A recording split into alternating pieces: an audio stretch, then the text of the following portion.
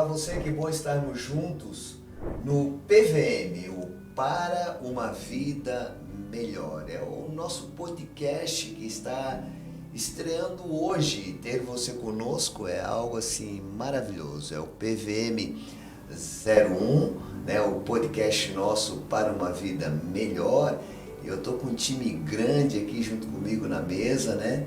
As quais eu vou apresentar essas mulheres maravilhosas para vocês. Vamos começar falando aqui da minha amiga, né, da minha parceira, da minha companheira, né, pastora Helena Lalau, né, trabalhou durante 28 anos com recursos humanos, agora está pastoreando e cuidando de mulheres, né, casada com um homem maravilhoso, né, tem um filho. Pastora Helena, se apresenta para a gente aí, por favor, por um instante. Bom, eu concordo com a parte onde você fala o homem maravilhoso, realmente. Você é um homem maravilhoso. Obrigado. E é um prazer, né, participar aqui com vocês o primeiro podcast, o PVM, né? Isso, para uma vida melhor. Para uma vida melhor. E que bom que eu estou aqui com você, o meu parceiro, meu amigo, meu amado. Amém. E vamos em frente. Eu quero dizer uma coisa para ti, tá? Não só Deus faz da minha vida uma vida melhor, mas usa você para fazer da minha vida uma vida melhor, tá? Bom. Só muito agradecer a Deus pela tua vida.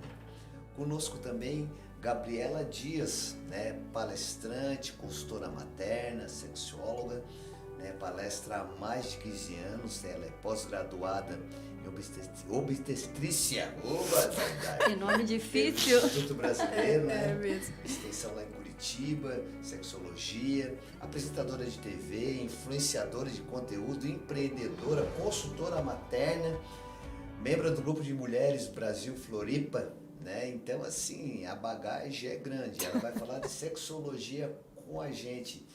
E aí, Gabi, como é que estão as coisas? Tudo certo? Obrigado por ter vindo. Graças a Deus. Imagina, eu estou muito honrada, muito feliz com esse convite. Uhum. E estou aqui, né, assim, né, para quem trabalha com relacionamentos, começar um podcast com tantas declarações, eu só tenho a declarar que é isso que eu espero pro meu relacionamento para sempre. Estou bem feliz. E faltou aí, que agora a gente incluiu no currículo mãe de 3, né? Porque de todas as funções, com certeza. Inclusive, uma é Maria Helena, né? Uma é Helena. Helena. Que bom. Gabi, mãe de 3, casada com? O Ricardo Dias vai fazer 16 anos agora, mês que vem. É extremamente feliz, o primeiro homem da minha vida e único. Amém. Nos guardamos e como sexóloga, quando eu falo isso nas palestras, eu tento levar essa expectativa para as pessoas de que é possível, Sim. independente se tu vive num mundo cristão ou secular, esperar pela pessoa certa sempre vai ser a melhor escolha. E diz uma coisa para mim, o nome das crianças? Henrique, que Mas tem 11 anos. 11. Liz com 4 e Helena com 3. E é bom, assim, reforçar que o nome da Helena, uma das inspirações foi a pastora de verdade, porque a pastora é muito tranquila, muito calma, é o que eu esperava, mas, assim, a surpresa foi enorme, porque a minha Helena não veio como pastora. Como é que foi essa descoberta, assim, de estar se desenvolvendo como sexóloga? Como é que foi isso, Gabi? Como é que isso aconteceu? Em que momento da tua vida? Então, Me conta um pouquinho dessa trajetória aí. Quando eu entrei na faculdade, diferente do que as pessoas pensam, né? Meus pais são pastores e os meus pais nunca ganharam dinheiro com a igreja, né? Que muita Sim. gente acha que isso acontece, mas não é, né? São bem poucos lugares que ganham. A maioria das pessoas que são pastores são pessoas muito idôneas, muito sérias e que estão ali comprometidas com o É trabalho. verdade. E eu comecei a fazer a faculdade e meus pais não tinham condições de me ajudar. As áreas da saúde, elas são muito caras, falando financeiramente. Então, eu entrei na faculdade já com bolsa, porque eu tinha muitos conhecidos, né? E consegui entrar. Consegui entrar para o Xerox, né? Como bolsa para ajudar. Depois eu consegui, a gente vai evoluindo, né? Depois eu fui como monitora de anatomia e o terceiro lugar que eu trabalhei foi como... eu era uma assistente de um projeto do Ministério da Saúde. E qual era esse projeto? Era levar conhecimento e educação sexual para as escolas e empresas. Foi meu primeiro contato. Era até engraçado, porque eu andava com aquelas próteses, né, aquelas coisas horrorosas, e todo mundo olhava e dizia, nossa, essa manja. Mal sabia, né, que era virgem e que ia casar. E que aí lá que ia descobrir as coisas. Lá foi meu primeiro contato, posso dizer assim, que foi amor à primeira vista. Mas quando a gente termina uma faculdade, tu não pode escolher onde tu vai trabalhar. São as oportunidades que aparecem. Então, eu fui para um hospital trabalhar como enfermeira generalista. Trabalhei durante 4 anos. E Depois, eu caí na obstetrícia fazendo partos, que aí começou a acender uma luz maior sobre a sexualidade. As mulheres estavam lá naquele momento frágil, maravilhoso da nossa vida, que é ter um filho, independente da via de parto, se for cesárea ou parto, né? Eu fazia só parto, por ser enfermeira, mas eu vi, assim, muitas... O bebê mal tinha nascido, elas... Ai, Gabi, meu Deus, agora eu vou ter que fazer daqui a 40 dias, né? Sim. Porque muitas, pela dor, desconforto, baixa libido, durante a gestação não faziam. E aí eu dizia, não, mas conversa com o teu médico. E todas diziam a mesma resposta. Gabi, eu já tentei falar sobre esse assunto, mas não rola. Ah, ele sempre diz que é depois. Ah, ela diz que em outro momento a gente conversa sobre isso. E aí eu comecei a perceber que essa mulher, né, frente à sexualidade, que é uma área crucial, né, dos relacionamentos, ficava perdida. Perdidaça, assim. Beleza. Passou, eu fui trabalhar como enfermeira de home care na Unimed, porque o hospital é uma área assim que eu amo, mas é uma área muito pouco valorizada do profissional. Sim. E aí eu comecei a perder o melhor do meu filho. Meu filho, quando eu entrei no hospital, tinha 8 meses. Ele começou a caminhar, eu não estava em casa. Ele começou a falar, eu não estava em casa. Estava sempre em plantões. E eu comecei a ver que o hospital... Eu perderia o melhor da minha família. E aí eu caí num plano de saúde, enfim, trabalhando, beleza. Até que o Ricardo, meu marido, veio trabalhar em Criciúma.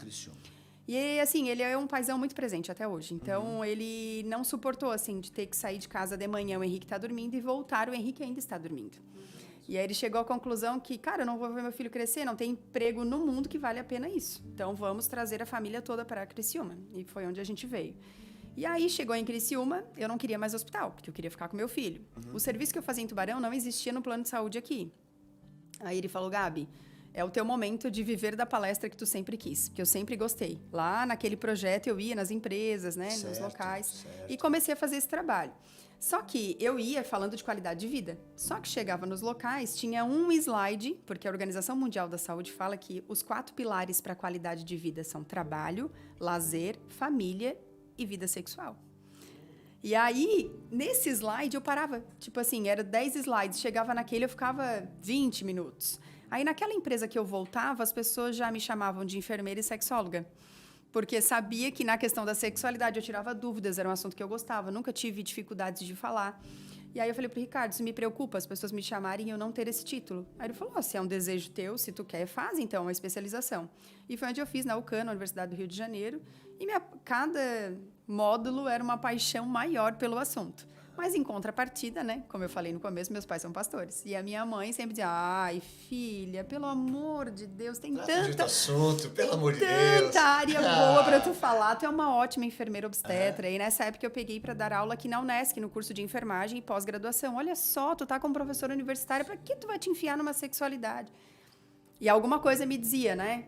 Continua, prossegue. Só que a minha mãe, assim, a gente tem uma história muito bonita juntas, porque ela separou do meu pai muito jovem, ele traía ela, de um relacionamento, assim, completamente conturbado. E a minha mãe me criou sozinha durante um bom tempo, então eu dormia com a mãe, era tudo eu e ela, né? Então, a palavra dela, para mim, até hoje, tem um peso muito grande. Compreendo. Hoje eu a considero como minha melhor amiga, Sim, então é ela que eu consulto, é ela que eu converso para tudo. E ela me desencorajar para algo, aquilo tinha um peso para mim, de uma certa forma. E aí, uma das minhas primeiras palestras em igreja, eu levei a minha mãe. E foi na Senge, a minha primeira palestra em igreja. Eu lembro disso. Você estava junto, né, Helena? Tava, a pastora Helena que me convidou. Eu Como convidei. é que tu sentiu, assim, essa situação, Helena, nessa primeira palestra da Gabi aí com as tuas mulheres? Em relação às mulheres, aceitação. Isso, Bem, quando a gente anunciou que a Gabi vinha, foi uma festa, né? Porque, na verdade, quando eu convidei a Gabi, eu fiz esse convite mais porque algumas mulheres estavam me pedindo. Certo. Foram sugestões delas. E aí, quando eu convidei, foi uma festa, porque a gente sabe a dificuldade de um relacionamento conjugal na área sexual. Quando você fala que a Organização Mundial da Saúde coloca como um dos pilares, né, que é o 4º pilar, é a sexualidade, a gente percebe isso e a gente vive isso com a comunidade cristã em geral, porque muitos casais procuram. E a gente vê ali, né, Gabi, que a área sexual ela é muito sofrida. Muito.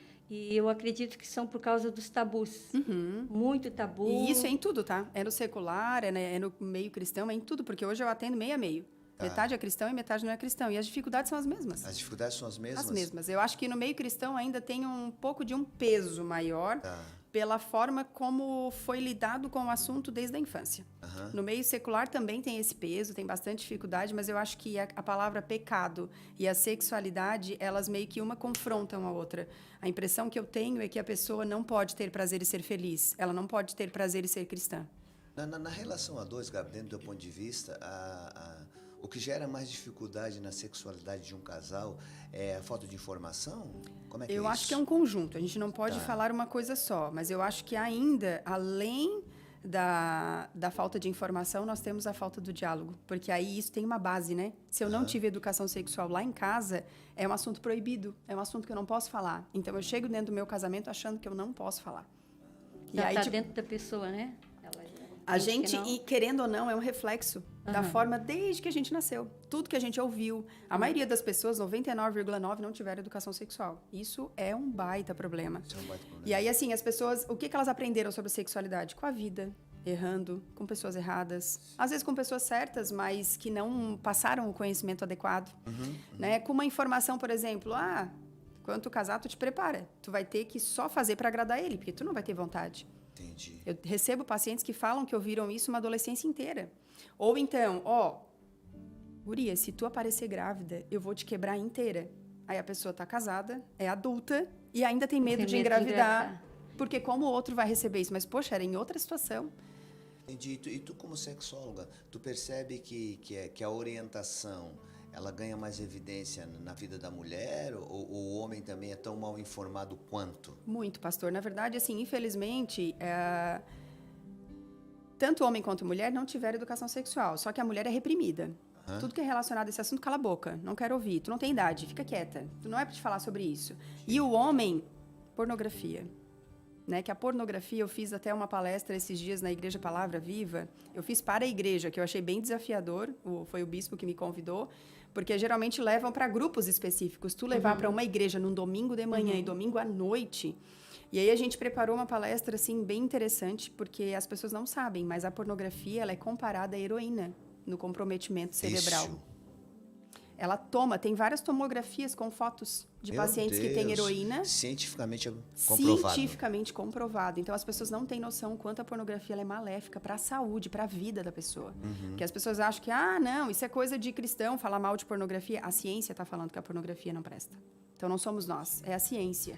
Então, assim, essa questão da pornografia, né, pastor, aí nós temos um balaio. O homem não teve educação sexual, mas ele teve contato com a pornografia. Sim. Aí ele acha que o que ele vê lá é o que tem que acontecer no casamento. Entendi. Que, assim, não precisa de preliminar. Que esse negócio de mulher fogão a lenha, isso não existe. Inclusive, se excita por aquilo que vê e trata a esposa como... Comparação. Nossa, teu peito caído. Nossa, mas lá é tudo, né? Aí barriga feia depois do parto. Comparando. E é interessante, Gabi, que quando...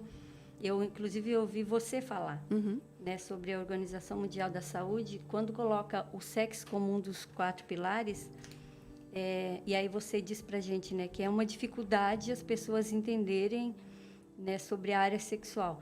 Mas quando se fala hoje em melhoria do corpo, saúde do corpo, saúde emocional, saúde física, as pessoas aderem a isso com uma facilidade que às vezes chegam ao extremo. Sim. E a gente sabe disso, que hoje... Principalmente a mulher, ela chega no extremismo com relação à sua a parte física, né? O seu corpo. A aparência, né? Aparência, mostrar que está bem. E por que na área sexual as pessoas, os casais, as mulheres principalmente, não investem tanto quanto investem em outra área? Nossa, e a parte sexual, né? É algo que vai trazer alegria, paz para dentro do lar, vai trazer crescimento, não só para ela, mas também num todo para a família. É o meu calo, as pessoas me procurarem só quando o divórcio está batendo na porta. Porque não investe antes nisso, né? Deixa primeiro... Eu acho assim, eu não sei, eu acho que eu falo pouco sobre isso, porque não é possível. Todo mundo que chega até mim são pessoas que, assim, independente, tá, pastor? Se são cristãos ou não. Infelizmente, hoje, quando eu faço tipo palestra para casais, eu pergunto, vocês acham que qual é o maior motivo de divórcio hoje? E aí, 2 coisas são as que mais aparecem. Aparecem muitas, né? Mas é o financeiro e a traição. Só que, na verdade, sabe qual é um dos maiores números de divórcio? A ausência de sexo. O sexo não é tudo no casamento. Mas ele é uma fatia importante. Mas é uma fatia importante, né? Ele conecta, né? É um grande pilar, né?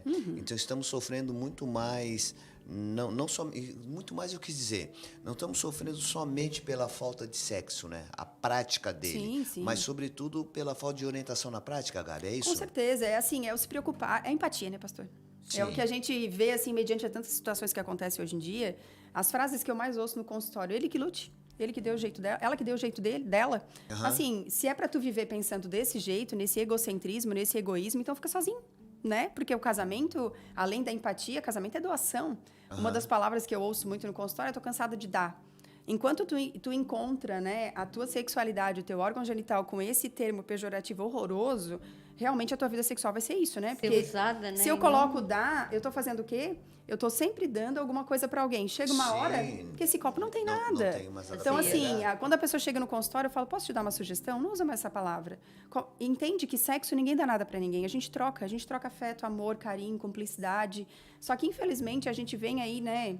E aí é onde as pessoas têm tanta dificuldade com a sexualidade, é o erotismo.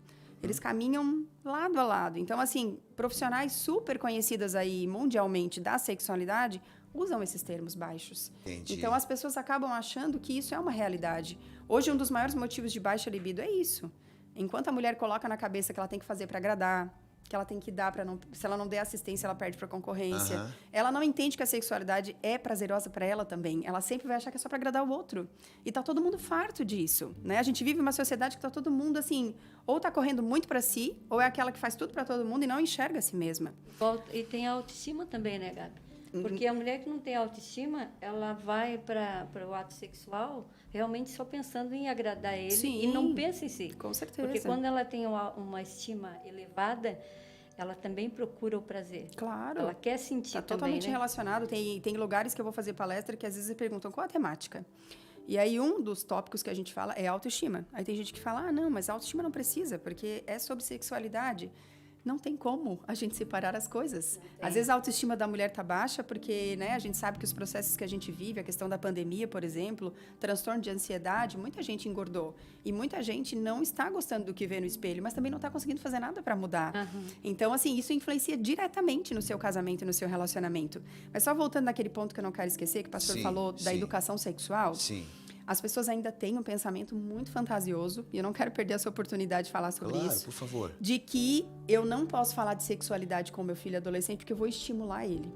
Eu quero contar uma experiência que eu vivi, isso está crescendo, eu estou até investindo em literaturas para adolescentes, porque quando a gente se forma em sexualidade é de uma forma geral. Só que adolescente é um público que é esquecido, assim como as mães, né? Eu fui numa feira, a maior feira erótica da América Latina que teve agora esse final de semana em São Paulo, Deus me levou para palestrar lá. Como diz a mãe, Deus está te levando em cada lugar, né, filha? Meu Deus. Vai pelo mundo, ainda vai no mundo todo, Deus. né, Gabi? Uma feira erótica aí é para assustar a mãe, Olha, a pastora, pastor, tudo nem junto. quero falar o que eu vi lá. A mãe ficou intercedendo até a Então, volta. Helena, tu já pensou um negócio desse? Saber que a filha está indo para uma feira erótica, Sim, meu eu Deus. fui ano passado para conhecer e esse ano eu voltei como palestrante. A feira estava o dobro de tamanho, assim. Olha só. E foi, assim, uma experiência pelo network. E é claro que a gente tem que filtrar.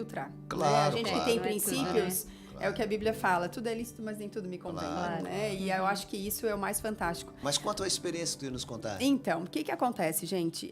Tem muitos pais que estão conseguindo entender. Eu não consigo falar de sexualidade com meu filho, mas eu não vou deixar ele passar pelo que eu passei. Porque o que eu mais ouço dos pais é, ai, Gabi, eu não posso dar o que eu não tive. E eu acho esse pensamento tão pobre, tão pequeno, porque foi ruim pra ti não ter, como tu vai proporcionar a mesma coisa pro teu filho? E aí os pais estão criando essa consciência de trazer no consultório, só porque estão sendo julgados, né? Muitas mães me falam, nossa, quando eu comentei no grupo de mães que eu tava levando a minha filha pra consultar contigo, meu Deus, eu fui detonada. E aí essa mãe, em particular, ela levou a filha, ó, tá aqui, responde pra ela o que ela quiser. Dá um jeito. 15 anos, começando a namorar. E aí a menina parou na minha frente, assim, aquela coisa, né? Olha, tia, eu tô bem feliz de estar aqui, porque sabe como é que eu me senti até então?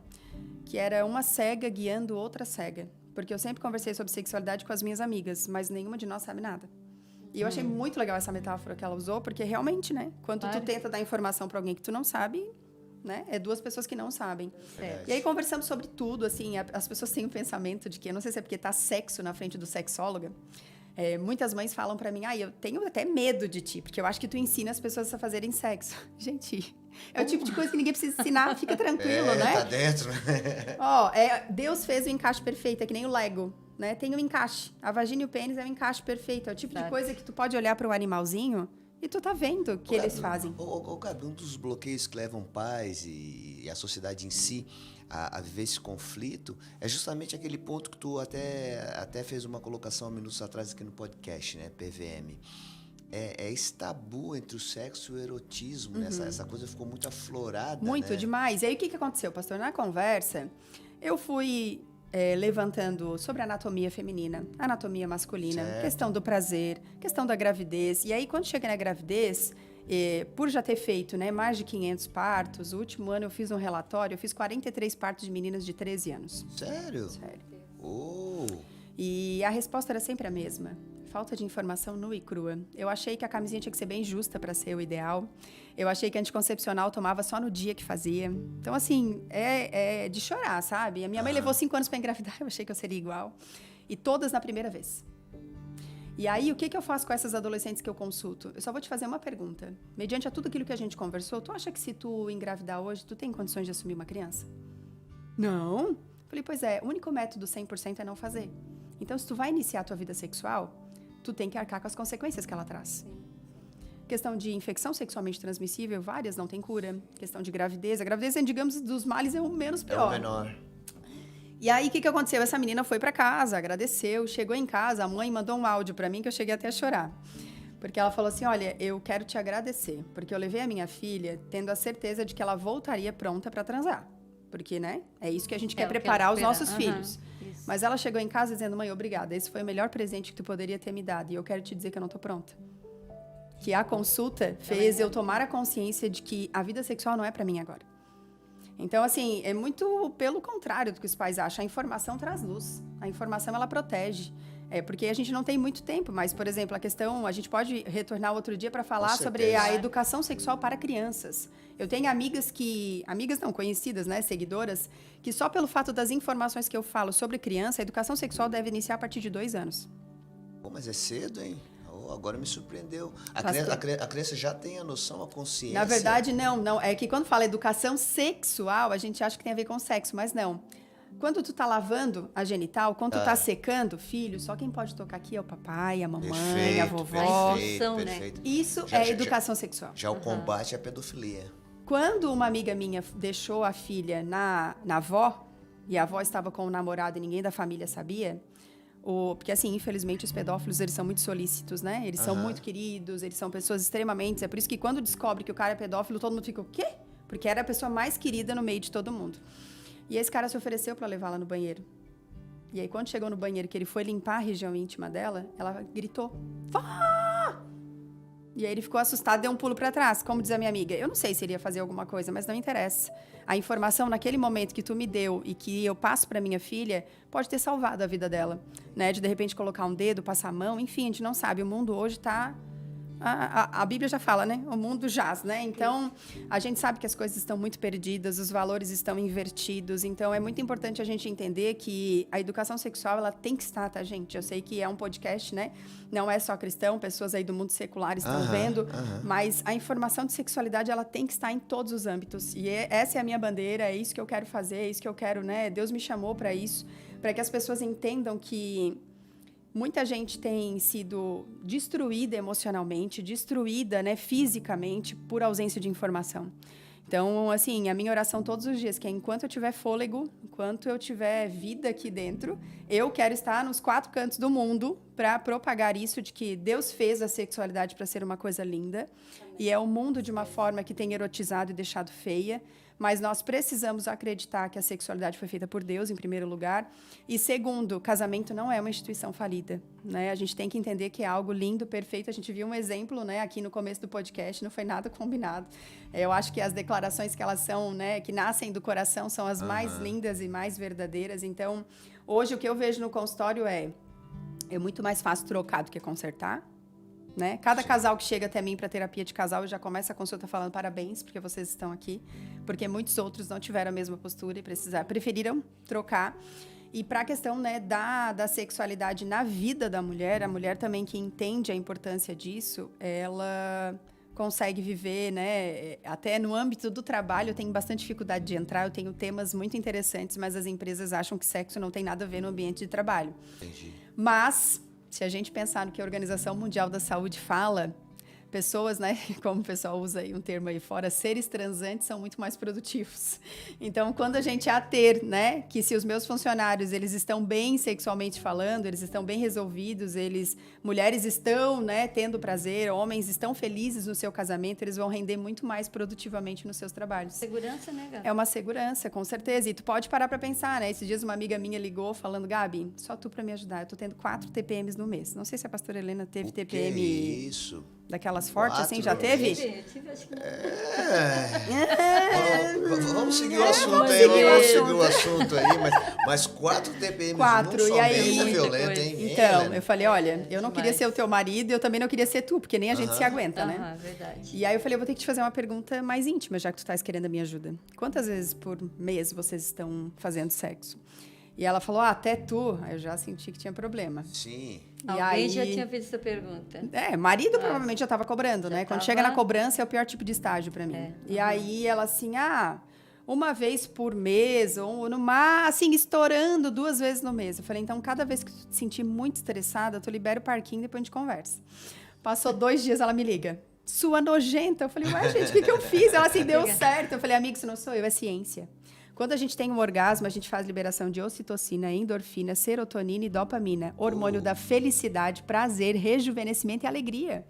Quanto hormônio fantástico, aí, fantástico. É fantástico. Então, assim, só que as mulheres precisam virar essa chave que culturalmente foi virada e jogada fora, eu ainda brinco, de que o sexo não é para nós. De que o sexo é uma coisa ruim, de que o sexo é um fardo, né? Que eu viveria muito bem sem. Todas entram lá falando isso. E depois de algumas consultas saem dizendo, meu Deus, como eu estava errada. Ô, Gabi, eu tô vendo aqui as tuas palestras aqui, né? Pelo menos as que estão aqui no teu site. Sim. Né? Saúde da mulher, empoderamento, mulheres virtuais e mulheres reais, qualidade de vida, vida saudável. E eu percebi que o assunto que tu tá abordando agora aqui nesse bate-papo comigo e com a Helena é sexualidade e autoestima, tá? Tá dentro ali, né? Sim. E a liberação desses hormônios aí, com certeza, qualifica a vida da gente, né? Meu Deus. Não só na fisiologia, mas em também tudo. na psicologia, né? As pessoas não têm Quanto noção. medicamento deixa de tomar quando Exatamente. você tem uma... Eu recebo pacientes, né, deixando claro aqui que não é para ninguém abandonar nenhum tratamento sem conversar com o seu médico, mas eu recebo pacientes que estavam tomando uma série de medicamentos para vários problemas, né, transtorno de ansiedade, até para foco e atenção que estava com dificuldade. E quando a gente melhora a vida sexual dessa pessoa, ela começa a entender, né? E claro, eu estimulo também a prática da atividade física, que faz a liberação dos mesmos hormônios, mas numa proporção menor. E aí a mulher que pratica atividade física, ela consegue se sentir mais estimulada para estar mais disponível, mais disposta para o sexo. Então, as coisas estão muito casadas, né? E a mulher precisa realmente virar essa chave e entender que não é para ser um fardo, não é para ser uma coisa terrível, é uma coisa boa. Ô Gabi, eu andei acompanhando algumas postagens tuas e me chamou muita atenção a forma sincera que tu aborda as situações. Até algumas fotos ali de algumas mulheres que a orientação tua é que elas se aceitem como são e como estão, não traçando um padrão eminentemente estético para uma vida sexual saudável.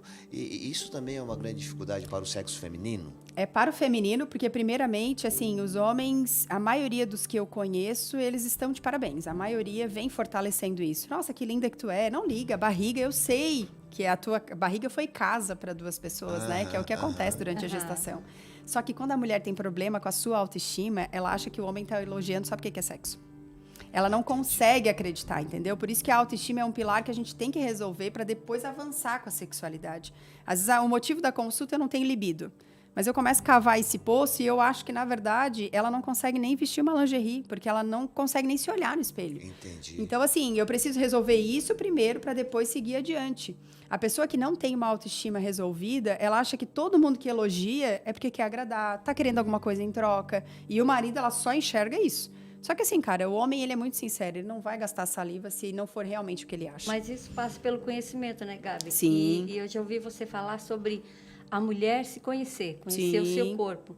Só que eu já falei sobre isso com alguém, aconselhando, e aí a mulher fez a seguinte pergunta: será que o marido, conhece meu corpo? Porque quando fala de sexualidade para sentir prazer, não existe uma regra que toda mulher vai sentir prazer daquela forma ali, ou naquela parte do corpo. Então, É necessário o homem conhecer onde a mulher tem mais sensibilidade Aí para chegar no... A gente volta lá no começo do A podcast. esse conhecimento não só dela, mas também dele, de conhecer o corpo da mulher, Sim, né? mas aí volta lá no começo do podcast E aí sobre entra diálogo. O diálogo. Porque Tem daí... mulher que consulta comigo, faz 10 anos que eu não tenho orgasmo, 20 anos de casado, aconteceu semana passada. Tá, mas o que aconteceu? Como é que isso? Como é que aconteceu? Aí ela assim, simplesmente ele parou de me beijar, ele parou de me procurar, e aí as coisas foram ficando muito ruins. E aí eu falei, tá, ele parou? E por que tu não o beijou? Ah, só que me falta. Mas e por que tu não falou que a mão no pescoço era importante? Ah, tá comigo há 20 anos, eu vou ter que falar esse tipo de coisa. Ah, então me desce uma deixa aqui. Às vezes não precisa nem falar, né, Gabi? Eu acredito que há situações, porque de repente não consiga falar por causa dos tabus. Mas dá uma dica, né? No momento Mas ali, manda mensagem. Eu digo, cara, pra gente começar, vai mandando no WhatsApp. É uma forma de te comunicar, não é a melhor, né? O olho a olho, pra mim, ainda nada salva, nada troca. Mas é uma forma de deixar o outro ciente. Porque pra às vezes iniciar, pelo eu menos, pego né? coisas no consultório que, às vezes, é difícil o casal que vai junto, tá? Geralmente eles vão separados já por isso. E aí eu pergunto, por que vocês não vieram juntos? Ah, porque eu vou falar algumas coisas que ele nem imagina. Ou não vai gostar. E é o momento para ela falar, afinal de contas, está junto com ele. Exatamente. Então, assim, a gente vê que é muito triste um casal conviver e não se conhecer. Não saber, por exemplo, às vezes eu pergunto, quais são os pontos de prazer dela? Ele não sabe. O clitóris? Aí ela assim, também, mas tu sabes que eu prefiro muito mais começar por um beijo, um agarrão no pescoço, do que lá embaixo. Então, assim, a gente percebe que os casais, e não é casal recém-casado, não, tá? Porque, infelizmente, quem me procura, né? É como as coisas já estão muito ruins. Sim. E aí, as pessoas, ali no consultório, começam a ver que elas não se conhecem. E aí, eu só peço uma coisa na primeira consulta. Vocês vão voltar a namorar. Eu vou voltar lá no começo. O que gostavam de fazer? O que era bom? E aí, eu vejo desafio, assim, sabe? Mas ontem foi bem engraçado. Eu consultei um casal, 22 anos de casado. E aí... Nossa, libido horrorosa, casamento cheio de problemas. E aí eu falei, como foi a primeira vez? E tava um climão, assim, né? Aí ela pensou, daqui a pouco ela deu uma risadinha inesquecível. Aí ele olhou e começou a rir também. Aí meio que deu uma baixada naquele clima. Eu falei, pois é, esse lugar bom vocês já estiveram? Nós não estamos falando de um lugar onde vocês nunca foram. Precisamos retornar lá, né? É só retornar lá, entendeu? Então, assim, é desafiador, mas é pra mim, né? Eu amo, eu não me sinto trabalhando, né? Então... Segundo ponto de uma coluna tua aqui no NSC Total, né? O beijo é o termômetro para um relacionamento? Ele mede a temperatura da coisa? Pastor, se eu te como disser, é que é isso? Saiu uma matéria na Veja que casais com mais de 5 anos de relacionamento não se beijam. Eu fiquei apavorada. Eu falei, gente, eu li certo isso? Será que, né? Mais de 5 anos? Mais de 5 anos. Só que no consultório eu comecei a ver que não precisa nem chegar a 5.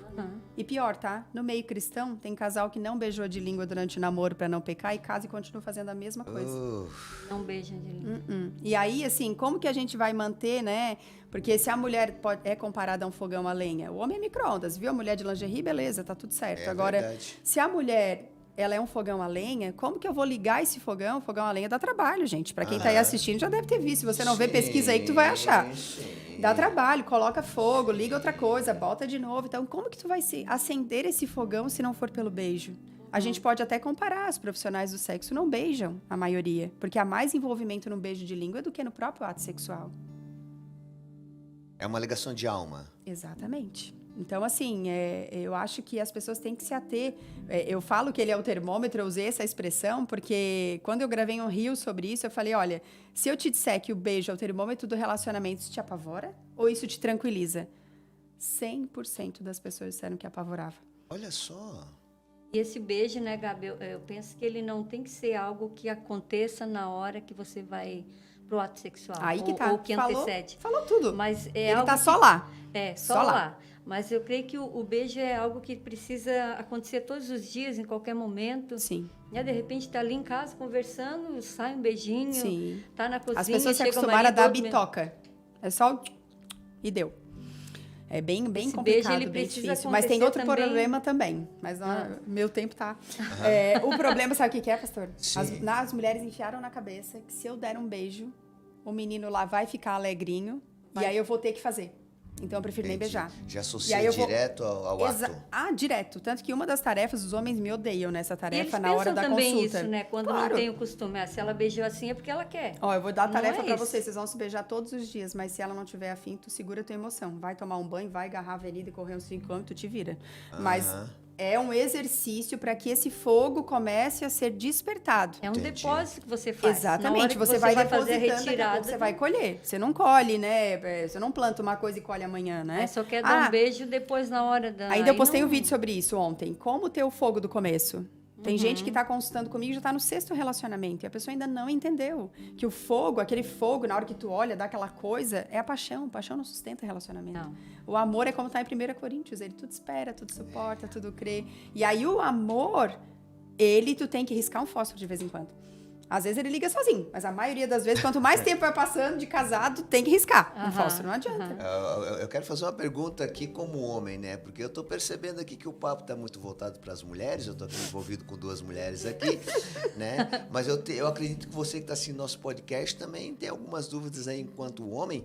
Eu vou tentar aqui fazer algumas perguntinhas para ter a ajuda da Gabi nesse sentido. Gabi, como identificar e tratar a ejaculação precoce? Como é que faz isso? Primeiramente, a ejaculação com o profissional, o que eu percebo? Ela tem que ter, isso é pela Sociedade Brasileira de Urologia, tá? Que fala que tem que ter 6 meses, vem acontecendo há 6 meses, não é uma coisa esporádica. Aconteceu 1, 2 vezes, o cara tem ejaculação. Não, tem que vir acontecendo há bastante tempo. Quanto tempo é para ser considerado? 1 minuto. Ou até menos que isso. Tem gente que só no beijo... Para considerar precoce. Isso. E outra coisa muito importante. Eu venho atendendo vários casais que a reclamação das mulheres é essa. Ele tem ejaculação precoce e ele não quer buscar por ajuda. Isso é muito sério. E esse é um dos índices bem altos também que não para de crescer como motivo de divórcio. Porque é muita falta de empatia você saber que você tem um problema, que tem cura, tem tratamento e você insistir em não buscar por ajuda. Por um machismo terrível, né? Mas enfim... Mas tem um parênteses que eu quero fazer, que frequência sexual baixa pode parecer uma ejaculação precoce, mas não é. E esses dias eu fiz esse exemplo na rádio e assim, nossa, a gente teve que parar a rádio com os meninos lá porque a gente riu muito. De vez em quando me saem assim, uns exemplos um pouco engraçados. Conta pra gente. Se eu tiver uma Coca-Cola, que Coca-Cola você sabe que é um troço que tem gás, hein? Tu der uma balançada. É verdade. Fechada. A hora que tu abrir, o que vai acontecer? Vai explodir. Explode. Se a pessoa tem uma frequência sexual de 1 vez por mês, nós podemos considerar essa próstata, essa bolsa escrotal como uma Coca-Cola. Explode. Vai explodir. Então, assim, não tem como, né? A gente precisa ter uma melhora da frequência sexual para avaliar a ejaculação precoce. Correto. Então, assim, todo mundo que chega com essa queixa, eu sempre digo, mas qual é a frequência de vocês? E geralmente tem acontecido comigo, né? Eu acredito que se fosse um urologista aqui falando, ele diria ao contrário, mas comigo está muito associado à ausência, né? À dificuldade, a intervalos muito grandes. Um jovem, né? Vamos colocar na casa dos 20 ou 30 anos, que está transando 1 vez por mês, esse cara não tem ejaculação precoce, ele tem uma Coca-Cola guardada. Exatamente. Né? Então, assim, é complicado. A gente precisa avaliar que sexo não é tudo no casamento, mas ele é uma fatia muito importante. Então, os casais que estão com baixa frequência sexual, vocês estão precisando de ajuda, né, para ajustar isso. Pensando no homem, na colocação do paninho, eu já ouvi falar, talvez você... Fala um pouquinho mais próximo do microfone aí, Helena, por favor. Assim, isso. Talvez você possa esclarecer melhor. O homem, quando ele fica muito tempo sem o sexo, né? Sem ejaculação, ele sente dores. Sim. É isso, Gabi? Sim, ele sente dores, ele pode ter sonhos, que aí pode acordar ejaculado. É muito comum tudo isso acontecer. E aí, muitos perguntam, mas como é que eu faço? E às vezes até alguns que, né, vamos colocar os solteiros de plantão. Eu fiz uma palestra em Xanxerê, eu fui em final de semana para lá, porque é longe, né? Longe demais. Eu fui numa igreja que eu fiz palestra sexta-noite para homens, sábado à tarde para mulheres e sábado à noite para casais. Foi uma agenda, assim, casada para poder, né, pegar todos os públicos. E os homens, gente, foi muito engraçado. Porque tinha um público casado, mas tinha um público solteiro. E aí, de uma certa forma, tu tem que atender a todos os públicos, sim, né? Sim. E os solteiros de plantão, né, que não querem, né, trabalhar com a masturbação, atividade física 2 vezes por dia. Aí o pastor pensa num pastor engraçado, tipo tu, assim, pastor Toninho. Virou uma Quando festa. vocês virem fulano... Aí ele começou. Quando vocês virem a galera lá do fundão, correndo na avenida, Malhando muito. de manhã e à noite, vocês já sabem que o negócio tá complicado. Alguma coisa tem que ser feita. Mas eu acho legal essa evolução, esse interesse das igrejas, né, de informar os seus fiéis, né, e o público. Eu acho isso um negócio legal, né? Qualifica aí as relações e mantém os casamentos em equilíbrio. Pastor, meu Bom irmão tem demais. 22 anos, o senhor o conhece. Sim. E esses dias ele falou algo lá na mesa do café que eu confesso pra ti que foi um choque pra mim na hora que ele falou, mas é real. Principalmente no meio evangélico, as pessoas simplesmente só dizem que não pode. Mas ninguém fala o porquê. E assim, não adianta tu vir com um problema e tu não dá a solução. Só proíbe, Dizer né? para um jovem, é pecado fazer isso? Ok, tá, mas aí o que eu faço com isso? É que nem quando eu passei pela situação do meu marido estar, ele mora em Floripa e eu com as crianças. A Helena recém-nascida, a outra de 1 ano e 3 meses tomando mamadeira à noite. E assim, todo mundo falava, ai Gabi, vai passar. E o que eu faço enquanto não passa? Né? O jovem solteiro, eu não tenho dúvida que para todos que estão aí, já profetizo, Deus vai achar tua Rebeca, vai dar tudo certo. Mas o que tu faz enquanto a Rebeca não chega? O que tu faz quando o teu, né, varão não chega?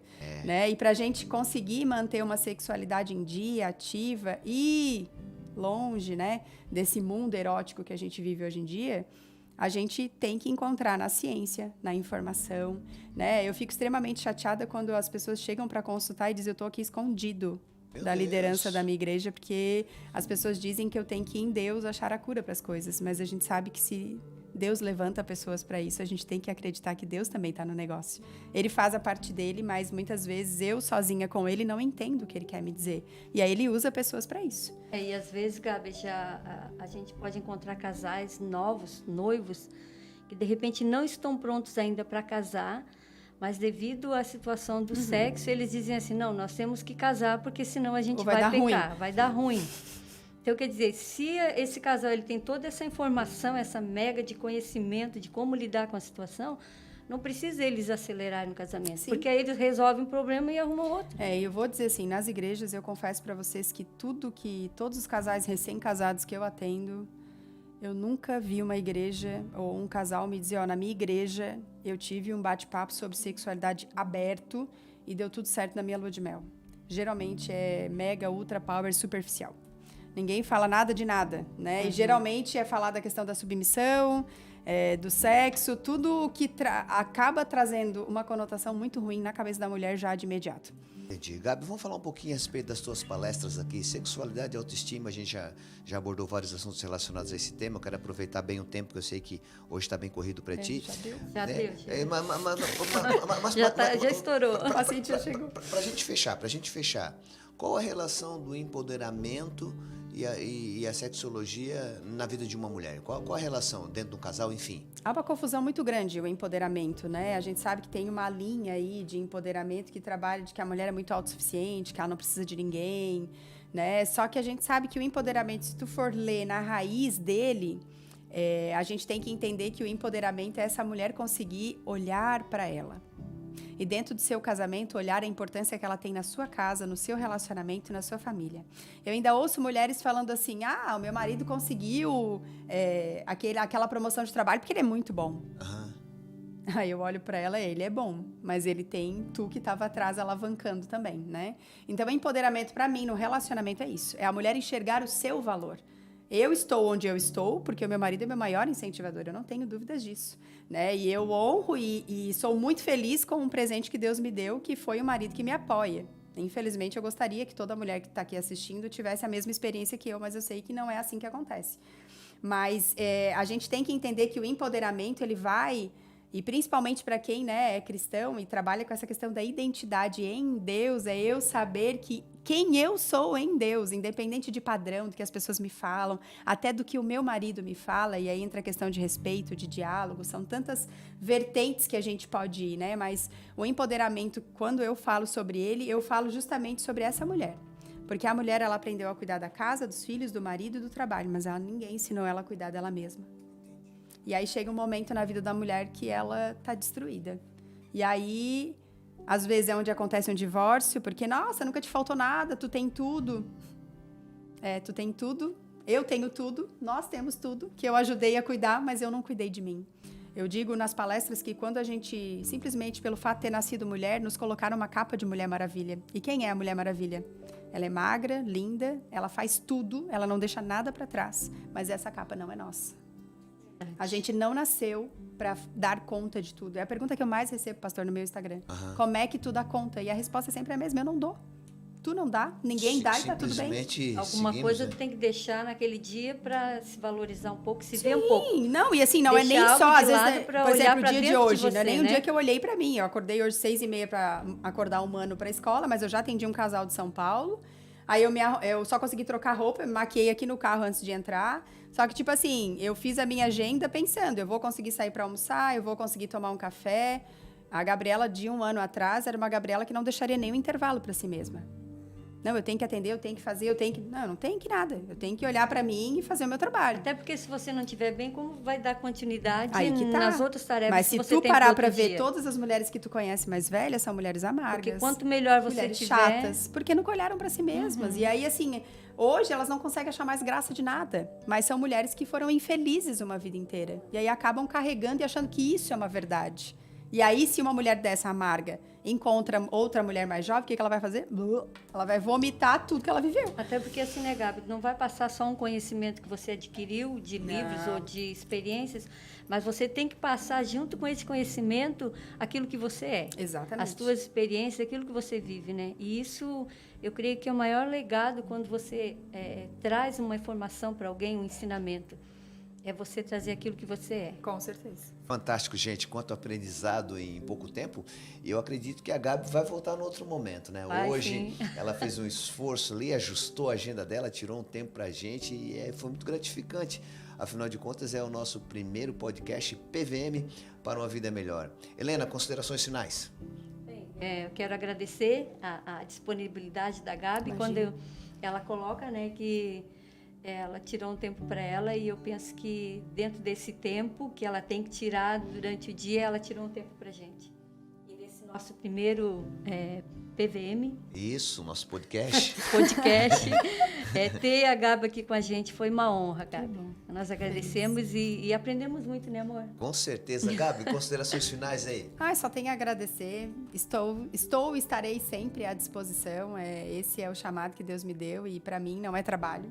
É diversão, tanto que eu estou em rádios, as palestras, as consultas e todos os dias, às vezes eu deito assim exausta, mas eu só tenho uma palavra para Deus. Muito obrigada. Muito obrigada por ter me escolhido para falar sobre isso, assim.